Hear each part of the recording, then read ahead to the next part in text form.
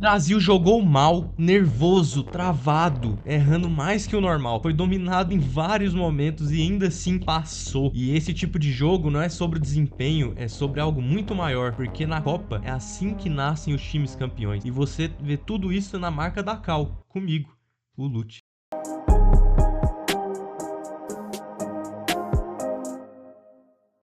Antes de começarmos a analisar aqui, eu já vou pedir para você deixar aquele like, camarada, e para se inscrever pra gente fazer aquela comunidade top, muita resenha e futebol, beleza? Bom, galera, o jogo começa exatamente como a gente não queria ver. O Brasil entra um pouco nervoso, sem conseguir acelerar, sem conseguir ser vertical. E do outro lado, um Japão extremamente organizado, muito bem posicionado, fechado, linhas compactas, muito difícil de entrar. E aí o cenário do jogo fica claro, o Brasil com a bola circulando, tentando encontrar espaço, principalmente pelo lado direito, mas sem conseguir realmente quebrar a defesa. Era um jogo complexo, porque o Japão não dava espaço e o Brasil não conseguia criar. O Brasil estava um pouco nervoso no jogo, os jogadores sentiram um pouco a dificuldade, a complexidade do jogo. O Japão muito bem posicionado, fechadinho, uma linha de 5, chegou momentos a ser uma linha de 6, 3, 1, e isso gerou muita dificuldade pro Brasil. O Brasil sempre tentando circular a bola, mas muito lento, não conseguia quebrar as linhas de marcação do Japão, que necessitava de velocidade e drible para conseguir tirar o jogador pro jogador e abrir a jogada. Até que num lance o Brasil tava controlando o jogo, por mais que o controle não fosse real. O Casemiro faz uma falta de carrinho, toma um amarelo, fica pendurado no jogo. Ali já começa a falar, caramba, o jogo tá estranho. E logo depois, um erro do Danilo,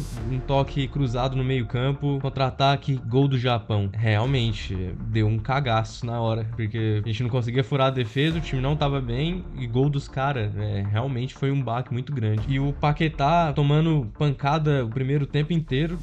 Aí no final do primeiro tempo, o Paquetá sai mancando. O Ryan desaparecido no jogo. O Ryan não ia pra cima, ficava muito fixo, mas tinha hora que ele descia pra tentar fazer um segundo atacante, só que o time não tinha criação. Então o primeiro tempo do Ryan muito abaixo mesmo. E um primeiro tempo do Paquetá bom assim, ok, tá?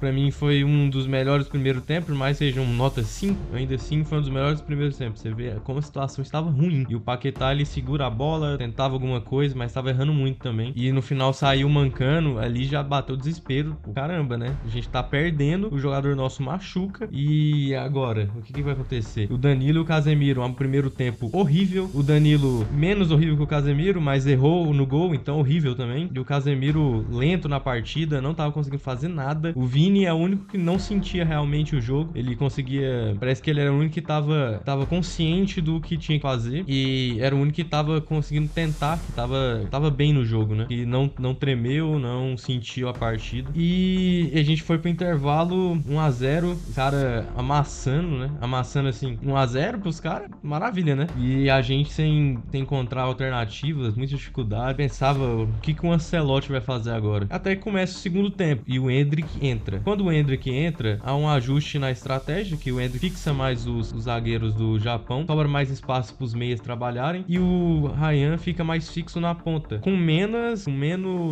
cobertura para atrapalhar ele. E do outro lado, o Vini aberto também. E é muito interessante que o Ancelotti ele pega os jogadores e alarga o campo para tentar abrir a linha de 6. Se você for ver, nenhum dos jogadores ficava muito fechado pelo meio. Ele abria o Vini lá na outra ponta, o Ryan lá na outra ponta e girava esse jogo para tentar arrumar espaço. E com isso, cara, mesmo assim, não tem como entrar, uma linha de 6, uma linha de 3 e um cara lá na frente pra segurar. Aquele Ueda é um monstro, o cara segura qualquer tijolo que vai pra ele. Então, a única alternativa era o quê? Cruzamento e jogada de linha de fundo. Aí pra linha de fundo, cruza da entrada da área. E o que eu achei mais interessante é que o Brasil não cruzou por cruzar, ele cruzava consciente, era estratégico. E isso é muito importante, não é igual o que a gente vê aqui no Brasileirão, que muitas vezes é só o chuveirinho mesmo. Até que, gol do homem, Casemiro, cara, fantástico, tá? Fantástico o futebol proporciona. Que o cara faz um primeiro tempo ridículo, a Copa do cara não é boa, é ok, mas cara, mete o gol, pô, eu vou falar o que desse cara? O cara 10 na partida, 10, pô, meteu o gol, passou a gente, eu vou falar desse cara.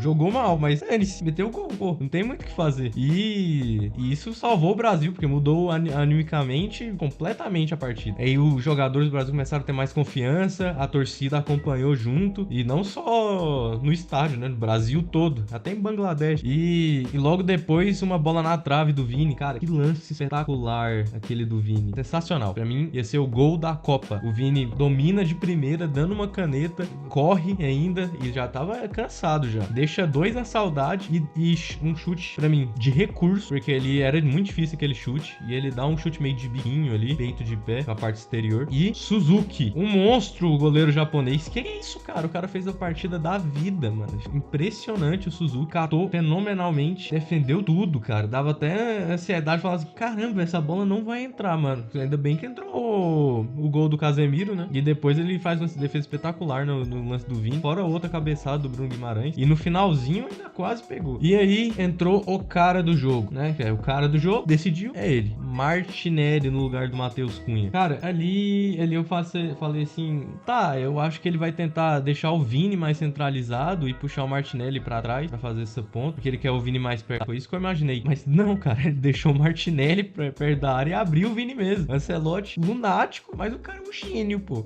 É por isso que ele tem 5 Champions e eu comento. Mas enfim, chegou o grande momento da partida. Quando levantou a plaquinha, cara, de acréscimo, 6. Meu amigo, era nós, é o Hexa, não tem jeito. E não deu outra, cara. No finalzinho ali dos acréscimos, jogada a lá Brasil, roubada de bola ali, toque, pá. Bruno Guimarães acha um passe genial. Foram poucas as vezes que eu via um cara sob pressão agir tão friamente. A última vez que eu vi, talvez seja em 2019, quando o Bruno Henrique corta 3 e de vez de lançar na área, dá um passe espetacular pra Arrascaeta. Esse é um dos momentos que eu lembro de uma frieza nesse nível. Mas o Bruno Guimarães acha um passe espetacular e dele, cara, um gol fantástico, decisivo, frio. Estamos falando dele, Martinelli, o homem da classificação. Chapadinha no cantinho, beijou a trave ainda pra ver o tanque. Foi difícil esse jogo, difícil. Gol do Martinelli e é isso. Brasil passou. Partida, primeiro tempo horrível, segundo tempo muito melhor.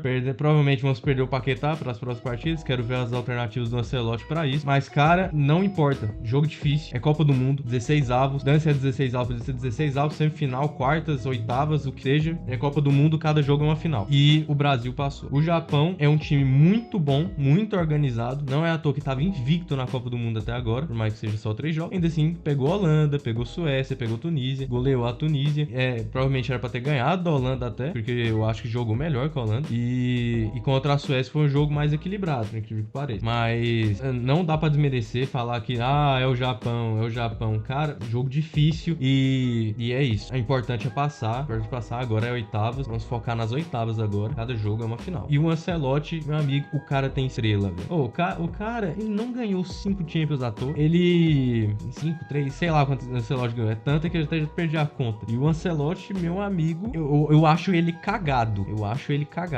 Eu não sei se é cagado ou sorte dos que acompanham os campeões, porque, meu amigo, o cara ele simplesmente botou o Martinelli pra ficar centralizado. O Martinelli é um jogador de velocidade, precisa de campo para correr. Não fez o menor sentido, mas o cara vai lá e mete o gol. O cara vai lá nos acréscimos e faz o gol. É fantástico isso. O Ancelotti, ele é genial. Esse velho tem um plano, eu tô falando. Eu tô avisando aqui. Ele tem um plano do Hexa. E agora a gente vai sonhar. Que domingo tem a oitava. Sofrimento de novo. Mas é isso, galera. Vitória no sofrimento, não importa. A Copa do Mundo evolui os times durante ela. Então, não importa se a gente tava muito melhor agora do que tava contra o Marrocos, por exemplo. O time tá muito mais encaixado, tá mais confiante, tem uma estratégia, tem um estilo. E a Copa do Mundo forma campeões. Dá pra você se tornar um time campeão durante a Copa do Mundo. E isso até é um papo que a gente pode discutir em um outro vídeo próprio, né? Deixa aí nos comentários se vocês querem um vídeo sobre como a Copa do Mundo forma os campeões. É um título interessante. Enfim, é isso, galera. A gente já comentou aqui. E valeu, falou e tchau.